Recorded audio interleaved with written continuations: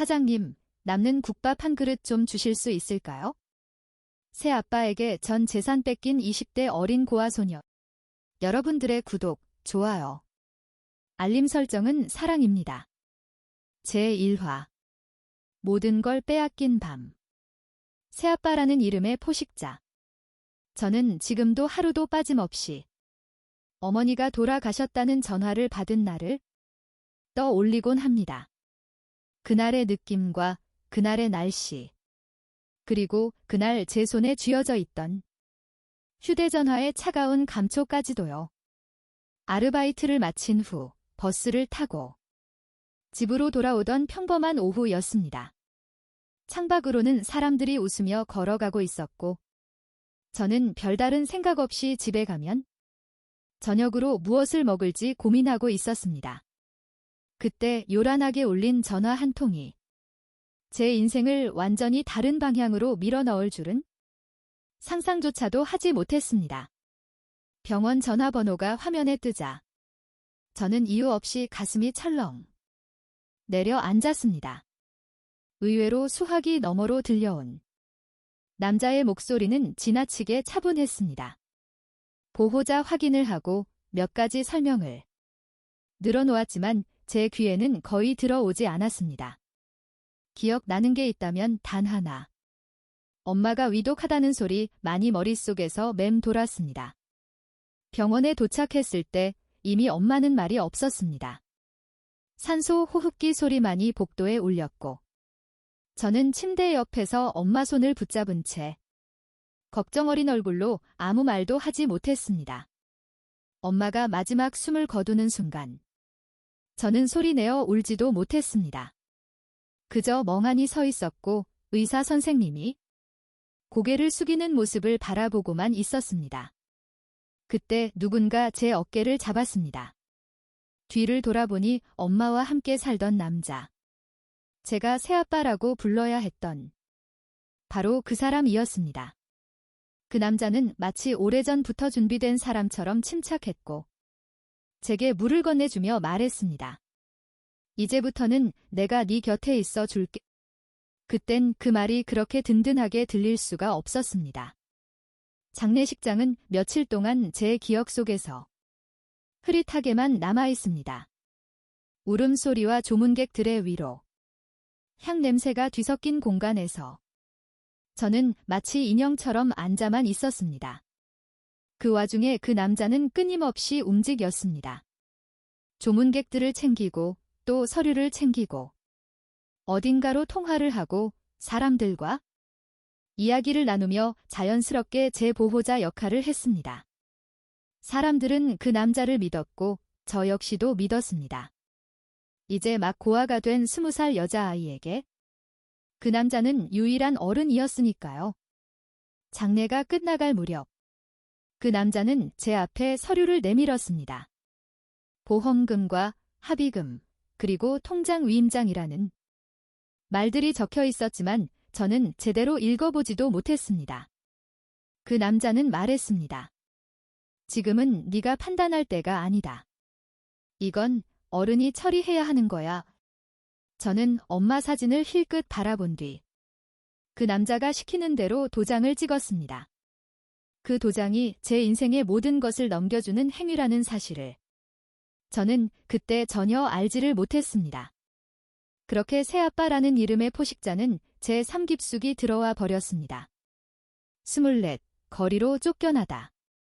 그 후 몇 년 동안은 이상할 정도로 조용히 흘러갔습니다. 저는 대학에 진학을 했었고 생활비와 학비를 벌기 위해 쉬지 않고 아르바이트를 했습니다. 새벽엔 편의점과 점심땐 식당, 그리고 밤에는 물류창고까지 오가며 하루를 바삐 쪼개어 살았습니다. 그럴 때마다 그 남자는 말했습니다. 네가 힘들게 고생하는 건 세상 경험을 위해서야. 졸업 때까지 돈 관리는 내가 다 해줄게. 처음엔 그 말이 배려처럼 들렸습니다. 하지만 시간이 지날수록 이상한 점들이 하나둘씩 눈에 띄기 시작했습니다. 제 통장을 직접 본 적이 거의 없다는 사실과 카드 사용 내역을 제가 직접 확인할 수 없다는 점. 그리고 제가 번 돈이 어디로 다 흘러가는지 알 수 없다는 점이었습니다. 그래도 저는 묻지 않았습니다. 가족을 의심하는 사람이 되고 싶지 않았기 때문입니다. 그 남자는 늘 이렇게 말했으니까요. 가족끼리 못 믿고 따지면 안 된다. 제 나이 24이 되었을 때 저는 처음으로 제 인생 이야기를 꺼냈습니다. 결혼도 독립도 아닌 단지 혼자 살아보고 싶다는 말이었습니다. 그 말에 그 남자는 잠시 저를 보더니 웃음을 터뜨렸습니다. 그 웃음에는 따뜻함이 전혀 없었습니다. 네가 무슨 돈으로 혼자 살아? 그 남자의 말은 질문이 아니라 선언이었습니다. 그날 밤 제 통장은 정지되었습니다. 이유는 보호자 요청이었습니다. 다음 날 집으로 돌아갔을 때 현관문 비밀번호는 바뀌어 있었고 초인종은 애타게 눌러도 아무런 반응이 없었습니다. 잠시 후 도착한 문자 한 통. 짐 챙겨서 나가. 딱 6글자였습니다. 저는 그 문자를 붙잡고 한참을 서 있었습니다. 그렇게 24대 저는 아무런 준비도 없이 거리로 내몰렸습니다. 국밥집 앞에서의 굴욕. 비가 내리던 밤이었습니다. 저는 우산도 없이 길을 걸었습니다. 발은 금세 젖어왔었고 종일 아무것도 먹지 못해 배가 고팠습니다. 하지만 가장 견디기 힘들었던 건 제 마음이었습니다. 갈 곳이 없다는 사실이 사람을 이렇게나 작게 만드는 줄 그날 처음 알았습니다. 몇 시간을 무작정 걷다 보니 어느새 낡은 국밥집 앞에 멈춰 서게 되었습니다. 유리창 너머로 보이는 풍경은 너무도 평범했습니다. 김이 모락모락 오르는 국밥과 웃으면서 숟가락질을 하는 사람들, 텔레비전에서 흘러나오는 소리들. 그 평범함이 저의 발길을 붙잡았습니다. 저는 그 자리에 한참을 서 있었습니다. 돈 한 푼 없는 처지인지라 국밥집 안으로 들어가면 비참해질 것 같았고 그렇다고 발길을 돌리기엔 배가 너무 고팠습니다. 결국 용기를 내서 가게 문을 열었습니다. 출입구 종이 울렸고 사람들의 시선이 모두 다 저에게로 쏠렸습니다. 창피함에 저는 바닥만 쳐다보며 말했습니다. 사장님, 혹시 남는 국밥 한 그릇만 주실 수 있을까요? 그 말을 내뱉는 순간 제 자존심은 완전히 무너졌습니다. 다시는 돌아갈 수 없는 선을 넘은 기분이었습니다. 이름을 부른 낯선 남자. 사장님은 아무 말 없이 저를 자리에 앉혔습니다. 그리고 국밥 한 그릇을 제 앞에 내려놓았습니다. 뜨거운 국밥을 한 숟갈을 뜨자마자 눈물이 끝없이 쏟아졌습니다. 사람의 따뜻함이 너무 오랜만이었기 때문입니다. 정신없이 한참을 먹고 있는데 옆자리에서 누군가가 제 이름을 불렀습니다. 혹시 지영이 아니니? 저는 깜짝 놀라 고개를 들었습니다. 처음 보는 남자였습니다. 그는 자신을 법무사라고 소개하며 작은 목소리로 말했습니다. 지영아, 너 새아빠에 대한 이야기를 조금 알고 있다. 남자의 그 말은 제 인생의 진짜 지옥문이 열리는 소리처럼 들렸습니다. 제2화 빼앗긴 이름, 그리고 다시 시작된 배신. 고아라는 낙인, 세상은 나를 보호하지 않았다. 저는 20살이 되기도 전에 이미 세상에서 혼자가 되어 있었습니다.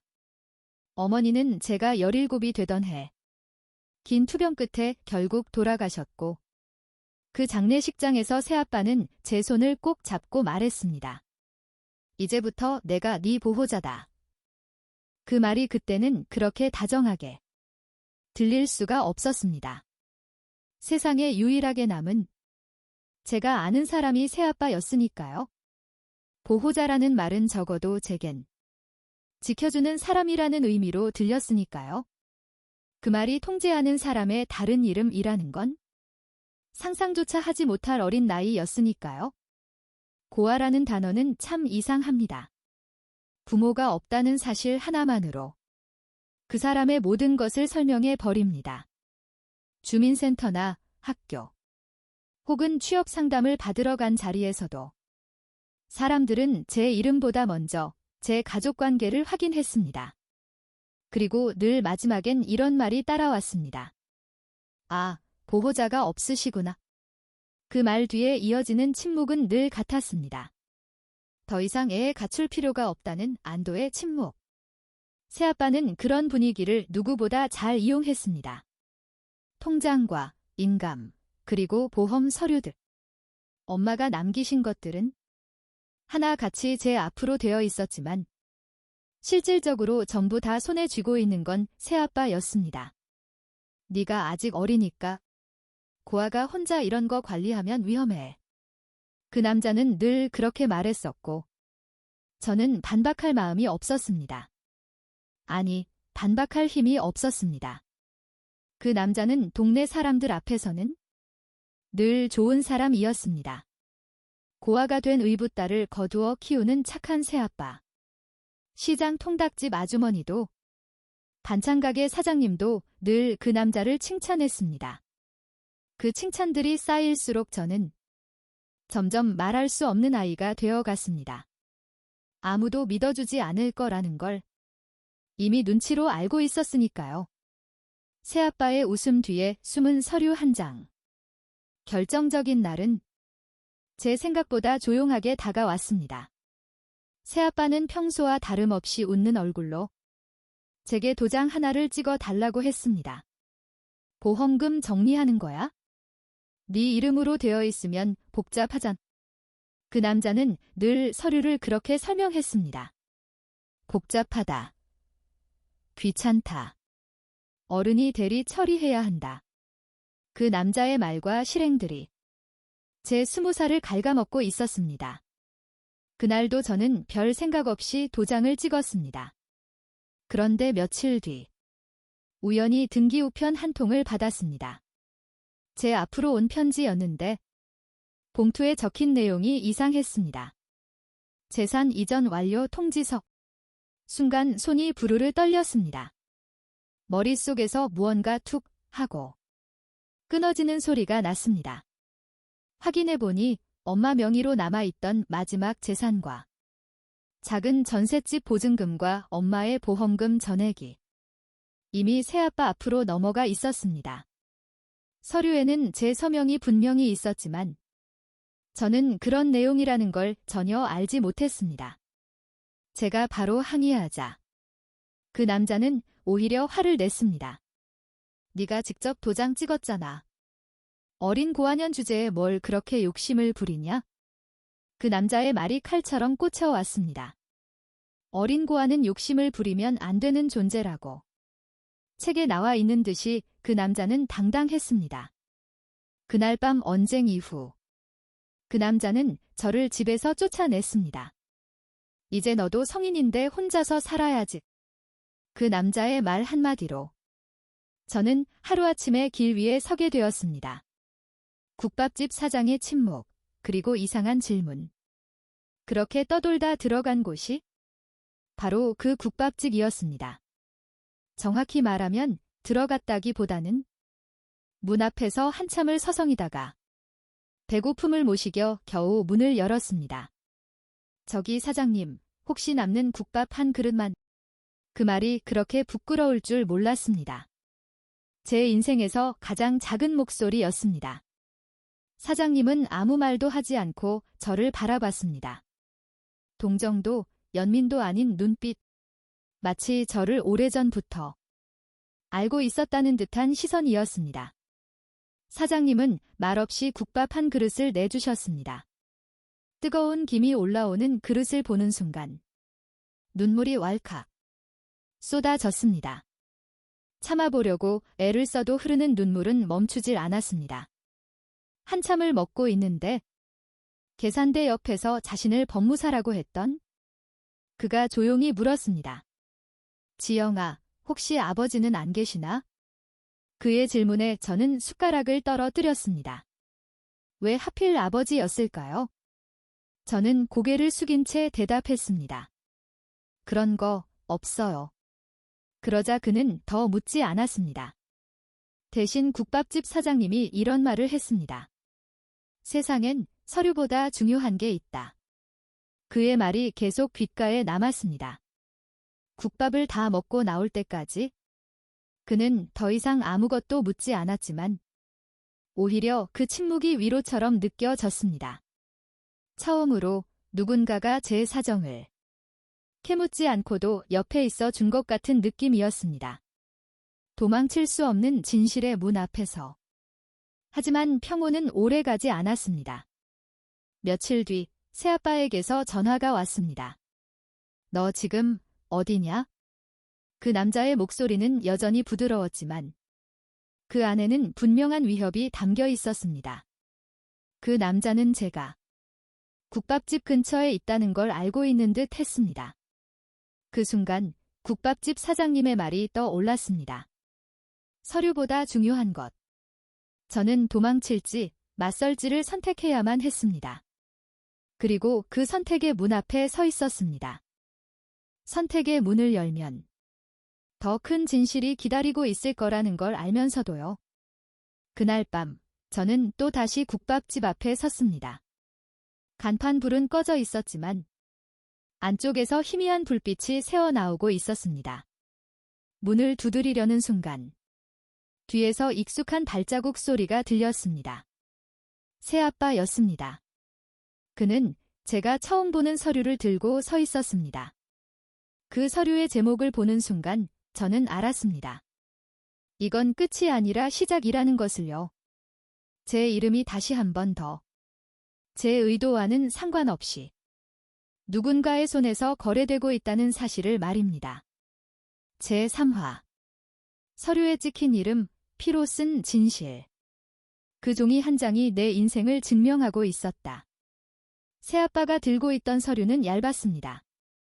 꼴랑종이 몇 장에 불과했지만 그 무게는 제 인생 전체의 무게보다 훨씬 더 무거워 보였습니다. 표지에 찍힌 제 이름 석자를 보는 순간 가슴이 답답하게 숨이 막혀왔습니다. 또다시 제 이름이 제 의지와 상관없이 새아빠의 손에서 도용되고 있다는 사실이 너무나 선명하게 느껴졌기 때문입니다. 저는 그 자리에 얼어붙은 채 서 있었습니다. 도망쳐야겠다는 생각이 머리를 스쳤지만 다리가 말을 듣지 않았습니다. 새아빠는 여유로운 표정으로 서류를 흔들며 말했습니다. 지영아, 이게 뭔지 알아? 그 남자의 말투에는 이미 답을 알고 있다는 확신이 깔려 있었습니다. 그 남자는 제가 아무것도 모른 채 또 도장을 찍어 줄 거라고 믿고 있었습니다. 늘 그래 왔으니까요. 서류의 내용은 간단했습니다. 제 명의로 되어 있던 남은 보험의 수익자 변경, 그리고 장차 받을 수 있는 모든 보상 청구권 일체를 위임. 닦아서 한마디로 하면 제 미래를 통째로 넘기는 문서였습니다. 저는 처음으로 그 자리에서 소리를 내질렀습니다. 이건 불법이에요. 하지만 제 말은 허공에서 힘없이 흩어졌습니다. 새아빠는 비웃듯이 웃었습니다. 불법이라고? 네가 증명할 수 있으면 어디 해봐. 그 남자의 말 한마디에 저는 고아가 된 걸 한 번 더 뼈저리게 느꼈습니다. 아니 어쩌면 애초에 세상은 저를 한 번도 보호한 적이 없었을 겁니다. 국밥집 사장이 숨겨온 오래된 이름. 그때였습니다. 국밥집 문이 열리며 낮고 단호한 목소리가 들렸습니다. 그 서류 내려놓으시죠? 국밥집 사장님이었습니다. 평소처럼 앞치마를 두른 모습이었지만 그때의 눈빛은 사뭇 달랐습니다. 마치 오래전부터 이 순간을 기다려온 사람처럼요. 새아빠는 잠시 당황한 기색을 보였지만 곧 태연한 척 웃었습니다. 아줌마, 하던 장사나 하세요. 하지만 사장님은 물러서지 않았습니다. 그는 제 이름을 정확히 불렀습니다. 제가 그분께 단 한 번도 제 이름을 말해준 적이 없는데 말입니다. 그 순간 제 머릿속에서 퍼즐 조각들이 빠르게 맞춰지기 시작했습니다. 사장님은 조용히 말했습니다. 지영이 엄마, 제가 잘 알던 분입니다. 사장님의 그 한마디에 밤 공기가 순간 얼어붙었습니다. 국밥집 사장님은 제 엄마의 과거를 알고 있던 분이십니다. 그리고 새아빠가 말하지 않은 이름 하나를 입에 올렸습니다. 그 이름은 엄마의 사망 진단서에 적혀 있던 마지막 증인으로 되어 있는 이름과 같았습니다. 밝혀진 사고의 밤, 그리고 바뀐 진실. 엄마의 죽음은 사고로 처리되었습니다. 빗길 교통사고. 모두가 그렇게 알고 있었습니다. 하지만 사장님의 말은 달랐습니다. 그날 밤, 지영이 엄마는 혼자가 아니었어요. 그 남자는 당시 상황을 하나하나 짚어나갔습니다. 사고 직전, 엄마가 누군가와 심하게 다투는 모습을 봤다는 증언. 그리고 그 자리에 있었던 또 한 사람. 새아빠의 얼굴에서 처음으로 웃음이 사라졌습니다. 그 남자는 서류를 움켜쥔 손에 힘을 주며 말했습니다. 증거도 없는 소리. 하지만 그 남자의 목소리는 떨리고 있었습니다. 국밥집 사장님은 고개를 저으며 웃었습니다. 증거가 왜 없겠어요? 사장님은 오래된 녹취 파일과 사진 한 장을 꺼냈습니다. 그 사진 속에는 사고 현장 근처에서 전화를 하고 있는 새아빠의 모습이 찍혀 있었습니다. 시간은 엄마의 사망 시각과 정확히 겹쳤습니다. 저는 믿고 싶지 않은 사실을 그제서야 감으로 알았습니다. 어쩌면 우리 엄마의 죽음이 단순한 사고가 아니었을지도 모른다는 사실을요. 피로 맺어진 인연, 국밥 한 그릇의 값. 국밥집 사장님은 왜 지금까지 침묵했는지 설명했습니다. 엄마는 사고 전에 그 국밥집에서 일한 적이 있었고, 사장님은 우리 엄마에게 큰 빚을 지고 있었다고 했습니다. 그 빚은 돈이 아니라 목숨이라고 했습니다. 사장님은 떨리는 목소리로 말했습니다. 지영아, 이제 그 빚 갚을게. 저는 국밥 한 그릇의 의미를 그때서야 이해했습니다. 그것은 동정이 아니라 약속이었습니다. 언젠가는 진실을 돌려주겠다는 약속. 사장님은 제 손에 서류를 쥐어주며 말했습니다. 자, 이제부터는 지영이 네가 직접 선택해. 다시는 도망치지 않겠다는 결심. 그날 밤, 새아빠는 아무 말 없이 자리를 떠났습니다. 하지만 저는 알고 있습니다. 이 싸움이 이제 시작이라는 것을요. 서류는 제 손에 있었고, 진실의 조각들도 하나둘 모이기 시작했습니다. 국밥집 불이 꺼진 뒤 저는 그 앞에 오래 서 있었습니다. 더 이상 도망치지 않겠다고 제 스스로에게 처음으로 약속했습니다. 엄마의 이름으로, 그리고 제 이름으로요. 그리고 그 순간 휴대전화에 문자 하나가 도착했습니다. 발신자는 모르는 번호였고 내용은 짧았습니다. 그 서류 넘기지 않으면 다음은 네 차례야. 머릿속에서 번쩍 하고 번개가 치는 듯 했습니다. 하지만 이번에는 무작정 두렵기만 하지는 않았습니다.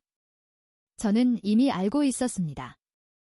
쉽게 돈을 포기하지 않을 새아빠와 끝까지 이 진실을 파헤쳐야만 제가 살아남을 수 있다는 것을요. 제4화. 사냥이 시작됐다. 표적은 나였다. 보이지 않는 손, 새아빠의 반격. 협박 문자를 받은 다음 날부터 제 일상은 완전히 달라졌습니다. 겉으로 보기엔 아무 일도 없는 것 같았지만 저는 느낄 수 있었습니다. 누군가가 제 뒤를 밟고 있다는 것을요. 휴대전화에는 모르는 번호로 걸려온 부재중 전화가 하루에도 수십 통씩 쌓였고, 길을 걷다 보면 같은 차가 몇 번이고 제 옆을 지나갔습니다. 우연이라고 믿고 싶었지만 새아빠의 독사 같은 얼굴이 머릿속에서 떠나질 않았습니다. 그 남자는 직접 나서지 않았습니다. 늘 그랬듯이 사람을 통해 움직였습니다. 그즈음 동네에서 소문이 돌기 시작했습니다. 제가 사기꾼이라는 말과 엄마 재산을 노리고 거짓말을 한다는 거. 심지어는 국밥집 사장님과 이상한 관계라는 말까지도요. 원래 말들은 사실보다 빨랐고 사람들은 사실을 확인하지 않았습니다. 저는 다시 한 번 더 고아가 되었습니다. 이번에는 사회적인 고아였습니다. 무너지는 발판, 고립되는 하루하루. 국밥집에 가는 길마저 조심스러워졌습니다. 사장님은 아무렇지 않은 척했지만 손님 수가 눈에 띄게 줄어든 것 같았습니다. 누군가가 보건소에 민원을 넣었고 세무서에서 갑자기 조사가 나왔습니다. 사장님은 웃으며 말했지만 그 웃음 뒤에 숨은 피로를 저는 볼 수 있었습니다. 저는 미안함의 발길을 끊으려 했지만 사장님은 단호했습니다. 지영아, 네가 도망치면 저 사람들이 이긴다. 사장님의 말이 제 양심을 찔렀습니다. 하지만 동시에 두려움도 커졌습니다. 괜히 저 같은 거 하나 때문에 또 누군가의 삶이 망가질까 봐 겁이 났습니다. 드러난 본성, 짐승처럼 달려드는 남자. 결국 새아빠는 직접 모습을 드러냈습니다. 밤늦은 골목에서였습니다. 그 남자는 예전처럼 부드러운 목소리로 말했습니다. 지영아, 왜 이렇게까지 힘들게 하니? 하지만 그 남자의 눈에는 욕심이 가득했습니다. 그 남자는 제 손목을 잡고 낮게 속삭였습니다. 어서 서류 내놔. 안 그러면 더 이상 안 봐줘. 그 순간 저는 깨달았습니다. 이 남자는 가족이 아니었고 한 번도 아버지였던 적이 없다는 것을요. 저는 힘껏 손을 뿌리치고 도망쳤습니다. 뒤에서 들려오는 그 남자의 욕설은 이미 사람의 것이 아니었습니다. 국밥집에 들이닥친 폭풍, 선택의 순간. 그날 밤 국밥집 유리가 깨졌습니다. 누군가 돌을 던지고 도망간 흔적이 있었습니다. 사장님은 아무 말 없이 유리를 치웠지만 저는 알았습니다. 이건 경고라는 것을요. 새아빠는 점점 선을 넘고 있었습니다. 사장님은 마침내 결단을 내렸습니다. 이제는 경찰에 가야겠다. 하지만 그 말은 쉽지 않았습니다. 아직 증거는 아직 부족했고 상대는 이미 여러 번 법을 요리해본 사람이었습니다. 그렇다고 마냥 물러설 수만은 없었습니다. 저는 그날 밤 잠을 이루지 못했습니다. 도망치면 편해질 수도 있었습니다. 하지만 그러면 엄마의 죽음도 제 인생도 그대로 묻혀버릴 겁니다. 저는 처음으로 제 인생을 지키기 위해 싸우기로 결심했습니다. 새벽녘 국밥집 사장님에게서 전화가 왔습니다. 짧은 말이었습니다. 그 남자, 움직인다. 창밖이 서서히 밝아오고 있었습니다. 그리고 저는 알았습니다.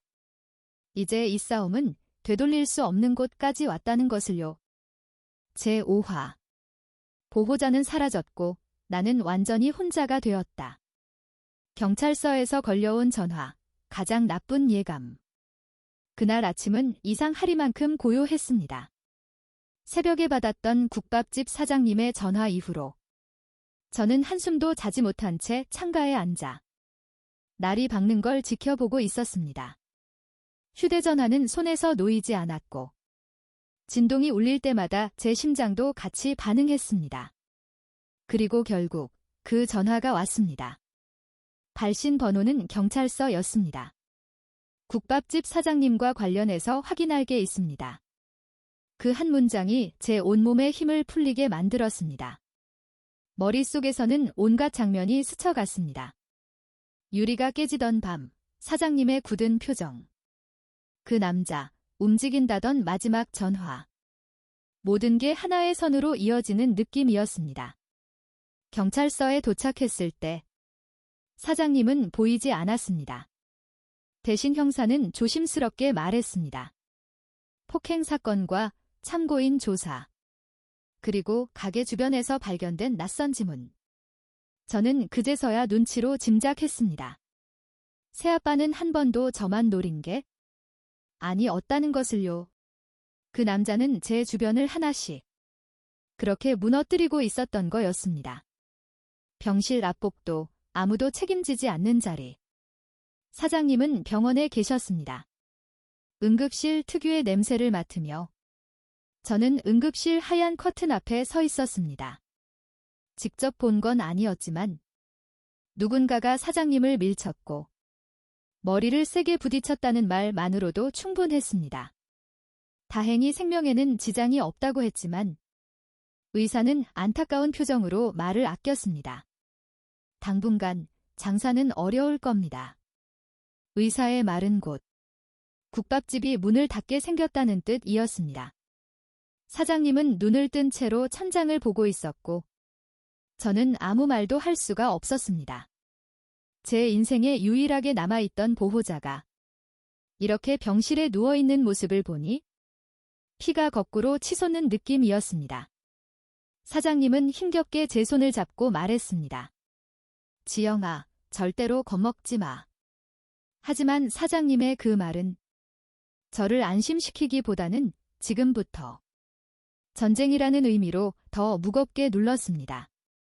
사장님마저 잃게 되면 저는 정말 세상천지 혼자가 되는 것이니까요. 새아빠의 카드, 법이라는 이름의 올가미. 그날 오후 또 다른 통지서가 도착했습니다. 이번에는 법원에서 온 것이었습니다.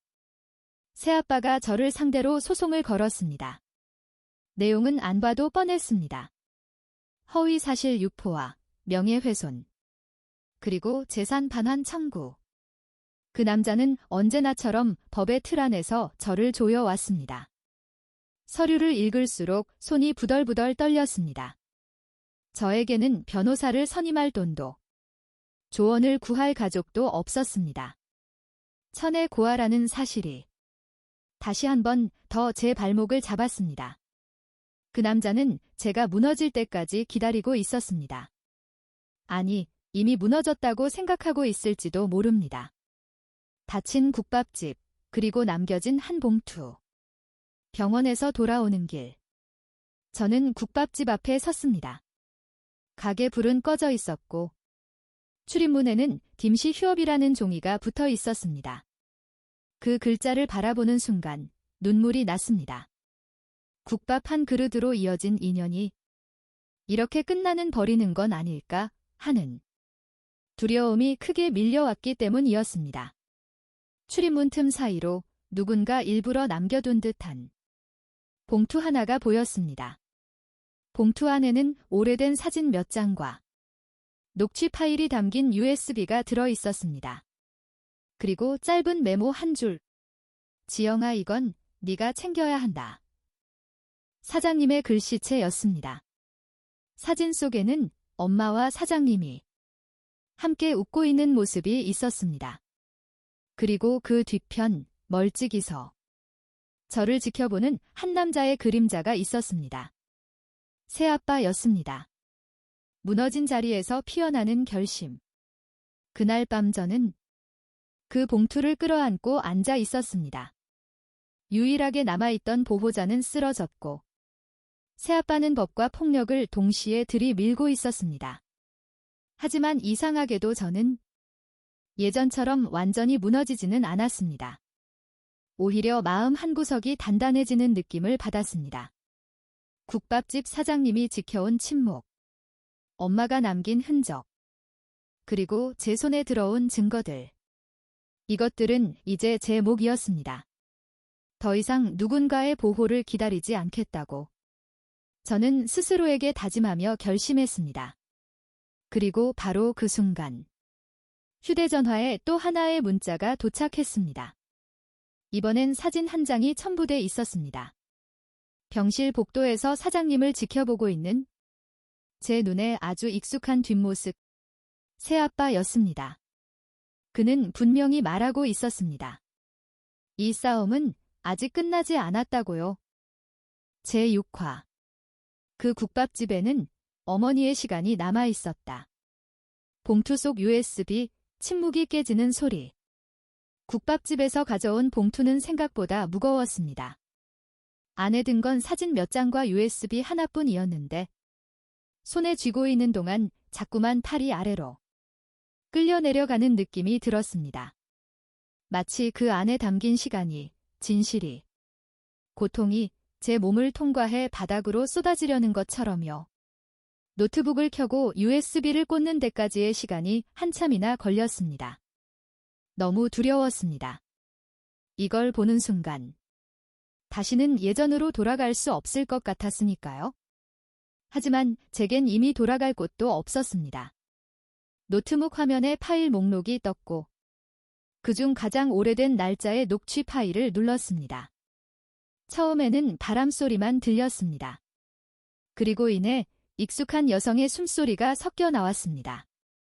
우리 엄마였습니다. 저는 무의식적으로 화면을 붙잡았습니다. 녹취 속 엄마는 떨리는 목소리로 누군가에게 하소연하듯이 말하고 있었습니다. 그 사람, 요즘 너무 무서워요. 그 사람이 누구인지 묻지 않아도 알 수 있었습니다. 녹취 내용은 길지 않았지만 충분했습니다. 엄마는 새아빠의 돈 문제와 폭력, 그리고 자신이 가진 보험과 집 문제 때문에 갈등하고 있었습니다. 마지막에 남긴 말이 제 가슴을 찢었습니다. 혹시 내게 무슨 일이라도 생기면 우리 지영이 많은? 그 말을 채 잊지도 못한 채 녹음은 끊겼습니다. 국밥집 사장의 진짜 이름, 숨겨진 관계. 다음 날 저는 병원으로 향했습니다.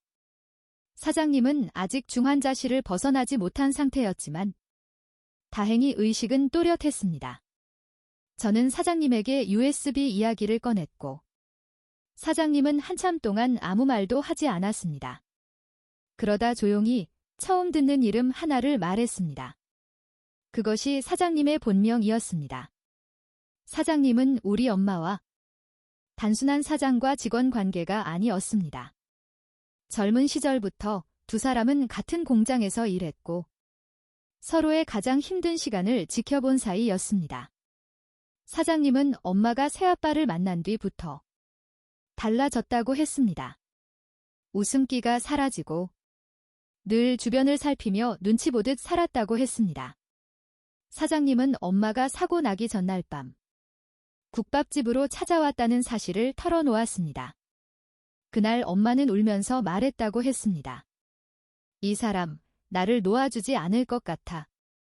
사장님은 그 말을 듣고도 적극적으로 나서서 말리지 못한 걸 평생의 한으로 남아 후회하고 있다고 했습니다.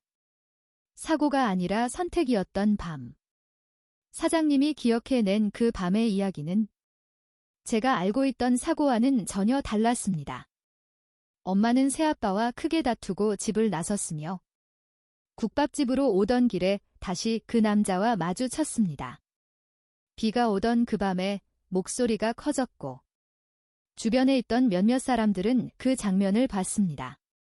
사장님은 그날 이후 일부러 기록을 남기기 시작했다고 했습니다. 혹시라도 엄마에게 무슨 일이 생길까 봐. 사진이며 녹취, 그리고 날짜. 그렇게 남겨온 모든 것들이 지금 제 손에 들어온 증거들이었습니다. 저는 그제서야 이해가 됐습니다.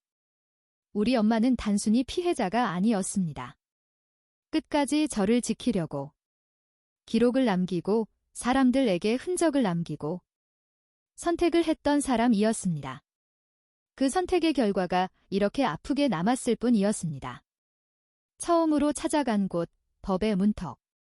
저 혼자서는 더 이상 버틸 수 없다는 걸 인정해야 했습니다. 저는 사장님이 알려준 연락처를 들고 작은 법률 사무소를 찾았습니다. 문을 열고 들어가는 순간까지도 제 온몸은 떨리고 있었습니다. 고아라는 말이 또다시 저를 문 밖으로 밀어낼까 봐서요. 하지만 상담을 맡은 담당 변호사는 USB와 사진을 차분히 보더니 말했습니다. 이건 싸워볼 만합니다. 그의 말 한마디에 숨통이 트였습니다. 그는 시간이 오래 걸리는 싸움이고 상대가 만만치 않을 거라고 솔직하게 말했지만 포기하라는 말은 하지 않았습니다. 태어나서 저는 처음으로 법이라는 공간 안에서 제 이야기를 했습니다. 누군가가 끝까지 들어준 건 정말 오랜만이었습니다. 엄마의 자리에서 내가 일어선다. 병원에서 돌아오는 길. 저는 국밥집 앞에 다시 섰습니다. 아직 가게 불은 켜지지 않았지만 그 안에는 분명히 엄마의 시간이 남아 있었습니다. 국밥 냄새와 낡은 탁자. 그리고 누군가를 살려낸 뚝배기 그릇 한. 저는 마음속으로 엄마에게 말했습니다. 이제는 도망치지 않겠다고요. 혼자가 아니라는 걸 늦게나마 알았다고요. 사장님은 병실에서 싸우고 있었고 이제 저는 제 자리에서 싸울 차례였습니다. 그때 휴대전화가 울렸습니다. 변호사였습니다. 상대 쪽에서 먼저 움직였습니다. 새아빠가 이번에는 합의를 제안해 왔다는 말이었습니다. 저는 속으로 웃음이 나왔습니다. 그 남자가 처음으로 두려워하고 있다는 증거였으니까요. 그리고 저는 알았습니다. 다음 싸움은 훨씬 더 더럽고 길겠지만 이제는 제가 도망치지 않을 차례라는 걸 반드시 보여주기로 마음 먹었습니다. 제7화 합의라는 이름의 덫, 처음 잡은 주도권. 달콤한 제안, 썩은 속내. 변호사에게서 다시 전화가 왔을 때 저는 이미 어느 정도 짐작하고 있었습니다. 새아빠가 쉽게 물러날 사람이 아니라는 걸 누구보다 잘 알고 있었으니까요. 하지만 그의 첫 제안은 예상보다 더 노골적이었습니다. 서류는 원상 복구하겠다. 대신 이번 일은 여기서 끝내자. 그 남자의 말 속에는 딱 하나의 조건이 숨겨져 있었습니다. 엄마의 죽음에 대해서는 더 이상 어떠한 문제도 삼지 말라는 것이었겠지요. 저는 전화기 너머로 들려오는 그 남자의 조건을 듣는 순간 손끝이 차갑게 식어오는 걸 느꼈습니다. 그 남자는 돈과 서류를 미끼로 엄마에 관한 진실을 묻으려 하고 있었습니다. 담당 변호사는 조심스럽게 제 의견을 물었습니다. 합의 내용만 놓고 본다면 결코 나쁜 조건은 아니었습니다. 저는 잠시 침묵하다가 말했습니다. 그 남자가 왜 이렇게 급해졌을까요? 담당 변호사는 한숨을 쉬며 대답했습니다. 그건 스스로가 생각해 볼 때 불리해졌다는 뜻이겠지요. 담당 변호사의 그 한마디에 저는 속으로 무언가를 움직이기 시작했습니다. 처음으로 본 약점, 흔들리는 얼굴. 합의 이야기를 하기 위해 새아빠와 직접 마주하게 되었습니다. 장소는 저의 담당 변호사 사무실이었고 그 남자는 여전히 깔끔한 옷차림에 부드러운 표정을 유지하고 있었습니다. 하지만 저는 단박에 보았습니다. 그 남자의 눈동자가 예전처럼 자신있게 빛나지 않는다는 것을요. 그 남자는 제가 들어오자마자 말을 꺼냈습니다. 지영아, 이제 그만하자. 너도 힘들잖아. 그 남자의 말은 위로처럼 들렸지만 실은 명령에 거의 가까웠습니다. 저는 차분하게 USB 이야기를 꺼냈고 그 남자의 입꼬리가 실룩거리며 미세하게 굳어지는 걸 놓치지 않았습니다. 바로 그 순간이었습니다. 저는 처음으로 확신했습니다. 이 남자도 두려워할 줄 아는 인간이라는 것을요. 그 남자는 완벽한 포식자가 아니었습니다. 숨기고 싶은 게 많았고 세상에 드러나는 걸 가장 무서워했습니다. 국밥집 사장의 선택, 증언대에 서다. 병원에 있던 국밥집 사장님은 제가 합의 이야기를 전하자 고개를 저었습니다. 안 된다 지영아. 지금 물러나면 그 사람은 또 다른 사람을 망가뜨릴 거야. 사장님의 목소리는 약했지만 말뜻만은 굉장히 단호했습니다. 사장님은 결국 중요한 결정을 내렸습니다. 경찰과 검찰의 정식으로 진술하겠다는 선택이었습니다. 엄마가 마지막으로 남긴 말과 사고 전날의 상황 그리고 사장님이 기록해둔 모든 자료를 전부 다 제출하겠다고 했습니다. 저는 그 선택이 얼마나 무거운지 알고 있었습니다. 사장님에게도 과거는 상처였고 침묵은 살아남기 위한 방법이었으니까요. 그런데도 사장님은 힘주어 말했습니다. 지영아, 이제는 네 차례가 될 거야. 그리고 다음번엔 내 차례이기도 하고. 반격의 첫 수, 거절이라는 답. 다시 변호사 사무실로 돌아왔을 때 저는 이미 마음을 정리한 상태였습니다. 새아빠가 다시 조건을 제시했지만 저는 고개를 저었습니다. 어떠한 경우든 저는 합의하지 않겠습니다. 스스로 생각해봐도 그 말은 제 인생에서 가장 또렷한 저의 의사표시였습니다.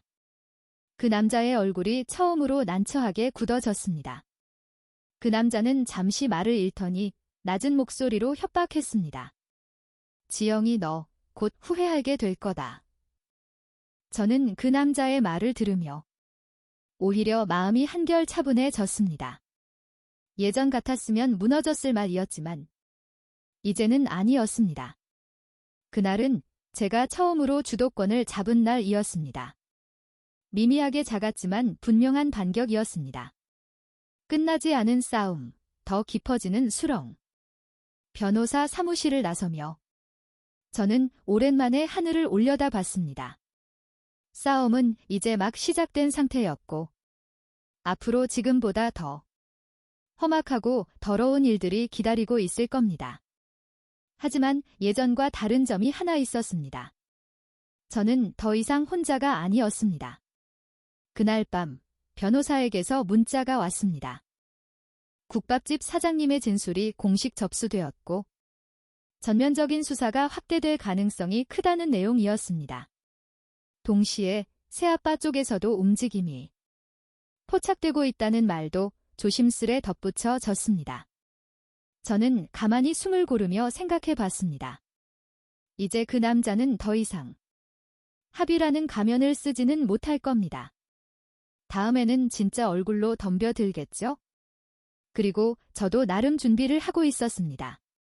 그 남자의 뻔뻔한 얼굴을 끝까지 마주할 준비를 말입니다. 제8화 국밥집 뒤편에서 열린 봉인된 서류. 사라진 봉투, 그리고 새아빠의 초조. 그날 아침 저는 국밥집 문을 열기 전부터 불안했습니다.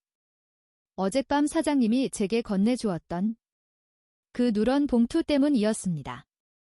집에 가서 혼자 있을 때 봐. 그 말이 왜 그렇게 무겁게 들렸는지 집에 와서 봉투를 연 순간 알 것 같았습니다.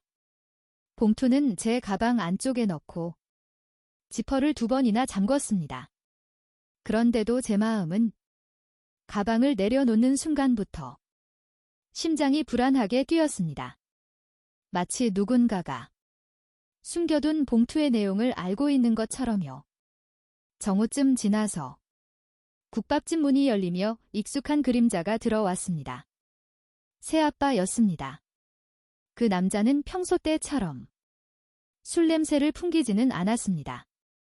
말끔한 셔츠에 억지로 누른 머리, 그리고 눈동자에 깔린 조급함. 너 여기서 일한다고 들었다. 그는 제 이름을 부르지 않았습니다. 마치 다른 사람을 찾는 척. 그러나 시선은 정확하게 제 가방 속에 꽂혀 있었습니다. 여긴 무슨 일로 오셨어요? 저는 일부러 존댓말을 썼습니다.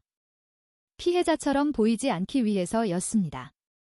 매너 없는 그 남자는 국밥 한 그릇도 시키지 않았습니다. 대신 테이블에 앉아서 손가락으로 상판을 똑똑 두드렸습니다. 제 귀에 그 소리는 이상하게도 초조한 심장 박동 소리처럼 들렸습니다. 혹시 어제 누가 너한테 뭐 안 줬니? 그 질문이 나왔을 때 저는 확신했습니다. 제가 가진 그 봉투가 그 남자의 약점이라는 것을요. 국밥 사장님의 침묵, 그리고 드러난 관계. 국밥집 사장님은 그 광경을 주방 안에서 보고 계셨습니다. 그러나 홀 밖으로 나오시지는 않았습니다. 대신 불을 줄이고 국물을 저으며 모든 소리를 가만히 듣고만 있었습니다. 새아빠는 목소리를 낮췄습니다. 너 괜히 이상한 사람들 말 믿지 마라. 네가 들고 있는 건 네 인생에 아무런 도움도 안 돼. 저는 대놓고 피식 웃었습니다. 제 입에서 웃음소리가 나올 줄은 몰랐습니다. 도움이 안 되는 건 저한테서 전 재산 다 빼앗아간 어른이죠. 그 남자의 얼굴이 울그락푸르락 굳어졌습니다. 그 순간 사장님이 주방에서 나왔습니다. 여기서 소란 피우지 마세요. 낮았지만 단호한 목소리였습니다. 새아빠는 사장님을 보는 순간 잠깐 말을 잃었습니다. 아직도 이 동네에 계셨네요? 그 남자의 말 한마디에 두 사람의 관계가 그리 단순하지 않다는 것이 드러났습니다. 사장님은 짧게 말했습니다. 그 봉투, 지영이 네가 가져도 되는 거다. 법적으로도 인간적으로도. 저는 그날 처음 알았습니다. 사장님은 단순한 국밥집 주인이 아니었습니다. 과거 제 엄마의 사건을 맡았던 변호사의 친구. 그리고 그날 사고 현장에 가장 먼저 도착했던 사람이었습니다. 봉투 속의 진실, 그리고 엄마의 선택. 그날 밤 저는 봉투를 열었습니다. 안에는 오래된 보험 서류와 녹취 요약본, 그리고 손글씨 편지 한 장이 있었습니다. 엄마의 글씨체였습니다. 지영아, 이 돈은 네 몫이다. 혹시라도 내가 없어진다면 절대로 그 사람 손에 넘어가지 않게 해라. 보험 수익자는 분명히 제 이름이었습니다. 그러나 실제 수령인은 새아빠였습니다. 서명 위조와 당시 보험금 지급 담당자의 묵인, 그리고 빠르게 처리된 사고 전말. 녹취 요약본에는 사고 전날 밤의 통화가 정리돼 있었습니다. 엄마는 말했습니다. 만약 지영이한테 손대면 난 다 밝힐 거야. 그 다음 날 엄마는 사고로 죽었습니다. 그 순간 저는 울지 않았습니다. 눈물이 나오지도 않았습니다. 대신 머릿속에서 하나의 생각만 남았습니다. 이제는 내가 선택해야 할 차례다. 새아빠의 최후의 거래? 다음 날 새아빠에게서 문자가 왔습니다. 만나서 얘기하자. 장소는 엄마가 죽기 전 마지막으로 함께 갔던 강변이었습니다. 그 남자는 돈 이야기부터 꺼냈습니다. 그 돈 반씩 나누자. 그리고 지금이라도 조용히 끝내자. 저는 고개를 세게 가로저었습니다. 아니요, 그건 제 돈이었어요. 처음부터요. 그 남자의 얼굴이 일그러졌습니다. 조그만 네가 뭘 안다고? 세상은 원래 그런 거야. 그 순간 저는 봉투에서 마지막 종이를 꺼냈습니다. 사고 당시 블랙박스 캡처 사진과 그 옆에 찍힌 날짜. 그 남자는 뒷걸음질 쳤습니다. 그건 그냥 단순한 사고여서. 아니요. 저는 처음으로 단호하게 맞서며 대답했습니다. 그건 선택이었어요. 엄마의 선택이 아니라 당신의 선택. 국밥 한 그릇이 만든 균열. 그날 밤 저는 다시 국밥집으로 돌아왔습니다. 사장님은 아무 말 없이 국밥을 내주셨습니다. 앞으로 어떻게 할 거냐? 사장님의 질문에 저는 국물을 한 모금 마셨습니다. 시작했으니 끝까지 갈 거예요. 이젠 도망치지 않으려고요. 사장님은 고개를 끄덕였습니다. 그럼 다음번에는 더 아플 것. 하지만 그 아픔도 반드시 필요하겠지? 국밥집 문을 나서며 저는 처음으로 느꼈습니다. 이 국밥 한 그릇은 동정이 아니라 시작이었다는 것을요. 그리고 멀리서 새아빠가 누군가와 통화하는 모습이 보였습니다. 그 남자의 목소리는 떨리고 있었습니다. 그 애가 다 알고 있어. 진짜 싸움이 시작될 거란 걸.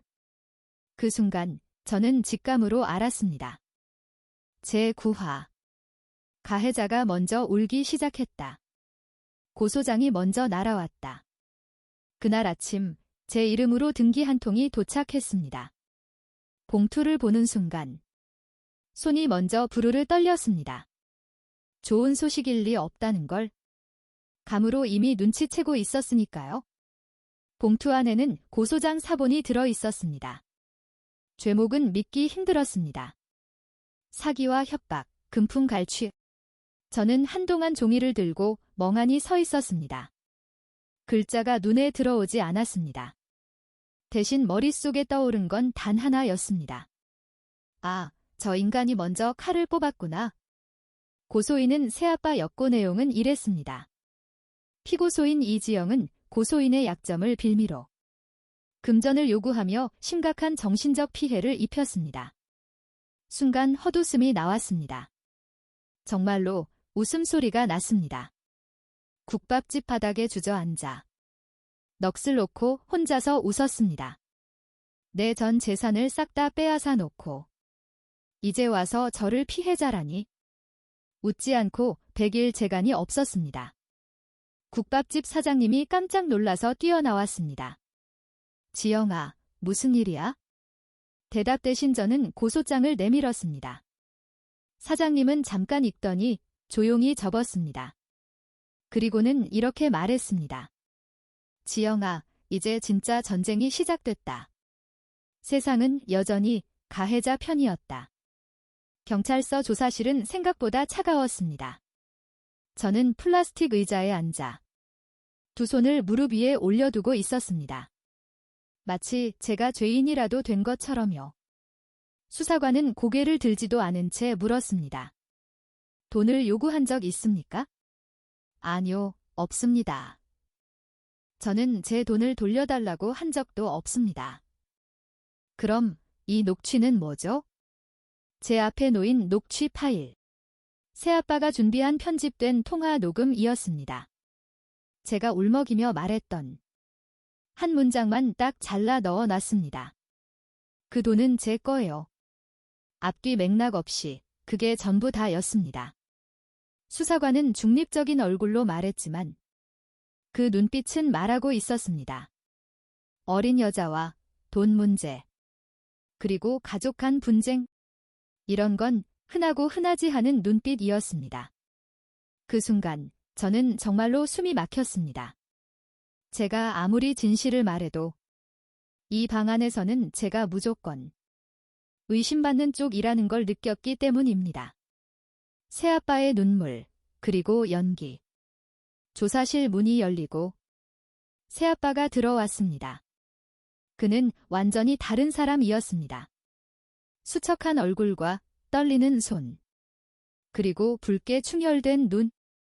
이 아이가 절 이렇게까지 몰 줄은 몰랐습니다. 그의 목소리는 젖은 채 갈라졌습니다. 수사관이 고개를 끄덕였습니다. 많이 힘드셨겠어. 그 순간 제 속에서 분노가 끓어올랐습니다. 그러나 저는 입을 다물었습니다. 여기서 감정적으로 나오는 순간 모든 게 무너질 수 있다는 걸 잘 알고 있었기 때문입니다. 그는 아주 능숙하게 울었습니다. 제가 그 애를 친딸처럼 키웠습니다. 그 남자의 말에 제 손톱이 손바닥을 파고 들었습니다. 친딸처럼 키운 사람이 딸의 보험금을 다 빼앗고 통장 빈털터리로 비우고 성인이 되자마자 쫓아내나요? 그러나 아무도 그걸 묻지 않았습니다. 세상은 늘 울 줄 아는 사람 편이었으니까요. 국밥집에서 무너진 밤. 그날 밤 저는 국밥집 문을 닫고도 한참을 더 서 있었습니다. 국물 냄비는 이미 식어 있었고 가게 안에는 저와 사장님 둘뿐이었습니다. 제가 잘못한 걸까요? 그 말이 입 밖으로 나오는데 꼬박 하루가 걸렸습니다. 사장님은 한참 있다가 대답했습니다. 아니다. 다만 이 싸움은 생각보다 훨씬 더 더러워지겠군. 그는 서류 봉투 하나를 꺼냈습니다. 원래는 지금쯤에 끝내려고 했었는데 그보다도 지금 네가 무너지면 안 되니까. 국밥집 사장님이 건네주신 봉투 안에는 당시의 보험 담당자 진술서 초안이 있었습니다.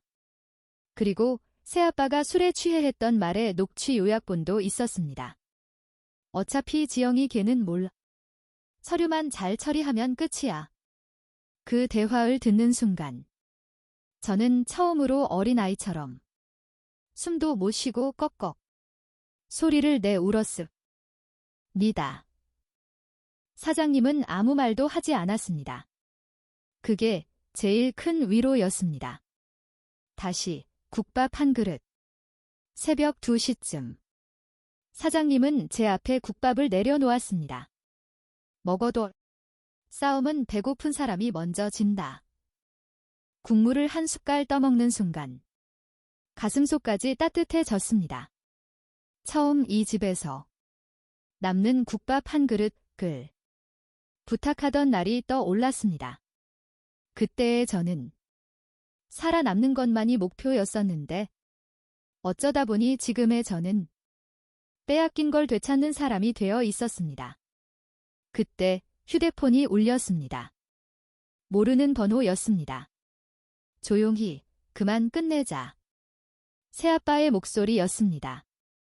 이번엔 울지 않았습니다. 대신 낮게 비웃듯 웃고 있었습니다. 아직 끝난 거 아니야. 전화를 끊고 저는 말했습니다. 사장님, 이제 제가 먼저 가도 되죠? 사장님은 천천히 고개를 끄덕였습니다. 그래, 전쟁을 시작하는 문은 네가 먼저 열어라. 국밥집 문을 나서며 저는 처음으로 굳은 확신을 했습니다. 제10화 국밥 한 그릇의 값. 법정에 선 딸, 뒤늦게 고개 숙인 어른. 법정은 생각보다 작았습니다. 드라마에서 보던 것처럼 웅장하지도 않았고 삶이 바뀌는 순간치고는 너무 조용했습니다. 저는 증인석에 서 있었습니다. 온몸이 떨렸지만 그렇다고 도망치고 싶지는 않았습니다. 늘 도망치던 제 몫은 오물만큼은 던져버리기로 했으니까요. 판사가 물었습니다. 피해 사실을 말씀하세요. 그 순간 머릿속에 스쳐간 건 보험 서류도 녹취도 아니었습니다. 엄마가 밤마다 저를 꼭 끌어안고 하던 말. 어른이 잘못하면 네가 대신 죄책감 가질 필요 없어. 그래서 저는 천천히 말했습니다. 울지 않으려고 최대한 담담하게요. 제가 미성년자였을 때 제 명의로 된 보험금이 제 손에 들어온 적은 없습니다. 성인이 된 날, 제 통장은 이미 텅 비어 있었습니다. 법정 안이 조용해졌습니다. 그때 새아빠가 고개를 숙였습니다. 아닌 척하며 고개를 푹 숙였습니다. 눈물 한 방울, 정확한 타이밍.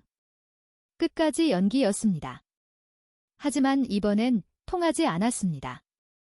진실은 늦게 와도 정확했다. 사장님이 증인으로 섰습니다. 그가 법정에 들어서는 순간 새아빠의 어깨가 눈에 띄게 움찔했습니다. 사고 나기 전날 고인은 저에게 도움을 요청했습니다. 딸의 보험 수익자가 바뀌는 걸 막아달라고요. 사장님의 증언에 판사의 표정이 달라졌습니다. 이어서 제출된 서류들, 위조된 서명과 담당자의 묵인 정황, 그리고 마지막으로 재생된 녹취 파일. 지영이 걔는 어차피 몰라. 지금 처리하면 끝이야. 그 음성이 법정 안을 울려 퍼질 때 저는 새아빠를 쳐다보지 않았습니다. 볼 필요가 없었으니까요. 이미 그 남자는 아버지가 아니라 가해자였으니까요. 판결 내용은 길지 않았습니다. 보험금 반환 명령과 사기 및 위조 혐의 인정. 그날 세상은 아주 조금 제 편이 되어 주었습니다. 판결보다 아팠던 한마디. 법정을 나서는데 새아빠가 저를 불렀습니다. 그래도 너한테 밥은 먹여줬잖아. 그 말이 그 어떤 욕보다 가슴 아팠습니다. 밥. 그가 말한 그 밥이 제가 평생 갚아야 할 빚인 것처럼 들렸으니까요. 저는 멈춰서서 처음으로 그를 똑바로 봤습니다. 그 밥값 이미 엄마 목숨으로 다 냈어요. 그 남자는 아무 말도 하지 못했습니다. 그게 제가 받은 유일한 사과였습니다. 다시 국밥집, 이번엔 손님으로. 며칠 뒤, 저는 국밥집 출입문을 열었습니다. 이번엔 고개 숙여 들어가지 않았습니다. 사장님, 국밥 한 그릇만 주세요. 사장님은 아무 말 없이 국밥을 내주셨습니다. 그 국물은 여전히 뜨거웠고 처음 먹던 날보다 훨씬 더 진하고 깊었습니다. 앞으로 어떻게 살 거냐? 사장님의 질문에 저는 잠시 생각했습니다. 글쎄요, 잘 살지는 모르겠어요. 그래도 도망치진 않을게요. 사장님은 웃으며 고개를 끄덕였습니다. 그럼 됐다. 그 말이 판결문보다 더 큰 위로였습니다. 가게 문을 나서며 저는 처음 이 집 앞에 섰던 날을 떠올렸습니다. 사장님, 남는 국밥 한 그릇만. 그때의 저는 사람 취급만 받아도 감사했던 아이였습니다. 지금의 저는 제 이름으로 된 인생을 다시 찾아가고 있습니다. 돈은 아직 전부 돌아오지 않았습니다. 잃은 시간도 상처도 그대로였습니다. 하지만 하나는 확실했습니다. 사람 하나를 살린 건 돈이 아니라 따뜻함이었다는 것을요. 국밥 한 그릇이 제 인생을 바꾼 게 아니라 그 한 그릇을 내어주시던 사장님의 따뜻한 마음이 저를 다시 사람으로 만들어줬다는 것을요. 혹시 지금 누군가의 잘못 때문에 본인 인생이 망가졌다고 느끼는 분이 있다면 이 말은 꼭 전해드리고 싶습니다. 당신이 무너진 게 아니라 당신을 이용한 사람이 잘못된 겁니다. 저는 아직도 완벽하지 않은 삶을 살고 있습니다. 하지만 이제는 제 스스로의 밥값은 하고 삽니다. 그리고 가끔씩 국밥집 앞을 지날 때면 속으로 이렇게 말합니다. 사장님, 그날의 국밥 한 그릇 평생 잊지 않겠습니다. 혹시 지금 가족이라는 이름 아래 억울함을 혼자 삼키며 살고 계신가요? 기억해주세요. 잘못한 어른의 죄를 당신이 대신 짊어질 필요는 없습니다. 국밥 한 그릇처럼 세상은 아주 가끔씩 아무런 조건 없이 당신 편이 되어주는 순간을 줍니다. 그 한순간이 당신 인생을 다시 또 시작하게 만들 수도 있습니다. 오늘 제 이야기가 여러분들의 마음 어딘가에 조용히 남아있기를 바랍니다. 여러분들의 소중하고 긴 시간 끝까지 들어주셔서 감사합니다.